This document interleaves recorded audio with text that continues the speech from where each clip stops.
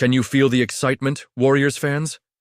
Just when we thought the season was slipping away, the team delivered a stunning performance that has ignited trade talks. The spotlight is now on a veteran big man whose skills could perfectly complement the Warriors' style. As the roster continues to evolve, will this potential acquisition be the spark they need for a deep playoff run? Don't miss out on this developing story. Subscribe to our channel and give us a thumbs up to keep the conversation going.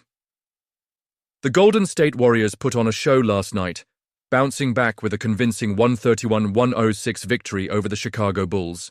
After a rough stretch of games, including a blowout loss to the Boston Celtics and a heartbreaking collapse against the Sacramento Kings, this win feels like a much-needed reset.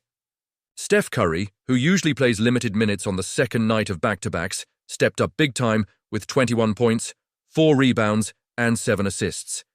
It's moments like this that remind us why he's the heartbeat of this team.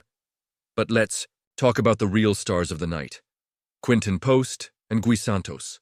Post, just in his 6th NBA game, poured in 20 points and knocked down 5 threes in under 20 minutes. It's rare to see such instant impact from a player so early in their career. And then there's Gui Santos, who exploded for 19 points, hitting 5 of 6 from beyond the arc. His ability to stretch the floor and create opportunities inside is something we've been craving.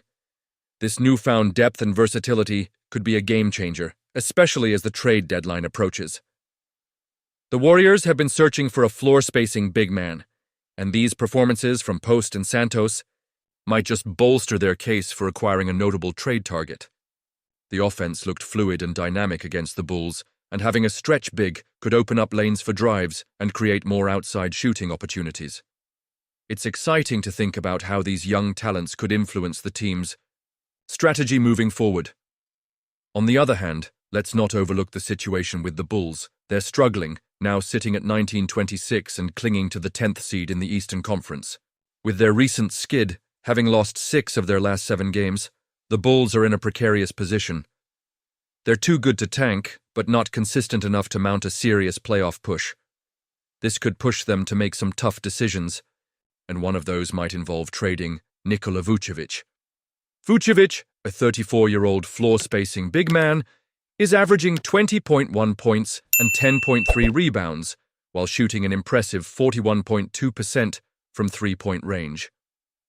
His skill set would be a perfect fit for the Warriors, providing the kind of offensive versatility they desperately need. However, his contract, valued at $20 million annually, could be a hurdle. But with the Bulls' declining fortunes, they might be motivated to deal him for future draft capital. This brings us to an intriguing crossroads for the Warriors. Should they pursue Vucevic and potentially sacrifice future assets? Honestly, I'm torn. On one hand, adding a player of his caliber could solidify our chances of making a deep playoff run. On the other, giving up draft capital could hurt us in the long run, especially with the emergence of young players like Post and Santos. So I want to hear from you, Warriors fans. Do you think acquiring Vucevic is the right move? Are you comfortable with the idea of trading away future assets for a win-now player? And what does this mean for the development of our younger guys? It's a lot to unpack, and I want to hear your thoughts. The recent trade for Dennis Schroeder has left many Golden State Warriors fans scratching their heads, and I'm right there with you. After 5 weeks, it's becoming clear that the initial hopes for a seamless integration into the Warriors system might have been overly optimistic. The reality is that the chemistry between Schroeder and Stephen Curry is still a work in progress, or perhaps more accurately, a work in need of significant repair. Let's break down the situation. We witnessed Stephen Curry go scoreless in the second half of a game for the first time in his illustrious 16-year career. Yeah, you heard that right. It's a shocking stat that raises eyebrows, but it also underlines the struggles this team is facing. Meanwhile, Buddy Hield, a veteran sharpshooter, is stuck in a shooting slump that has fans worried. He managed only 10 points on 33.3% shooting against the Lakers, and that's just not what we expect from someone with his track record. These are both temporary setbacks for two exceptional players, and I believe they'll find their rhythm again. But what about Schroeder? The Warriors brought him in, hoping he would mesh well with Curry, creating a dynamic backcourt that could thrive on both ends of the floor. Unfortunately, that vision hasn't materialized. In these 20 games, the pairing has struggled to find any real chemistry.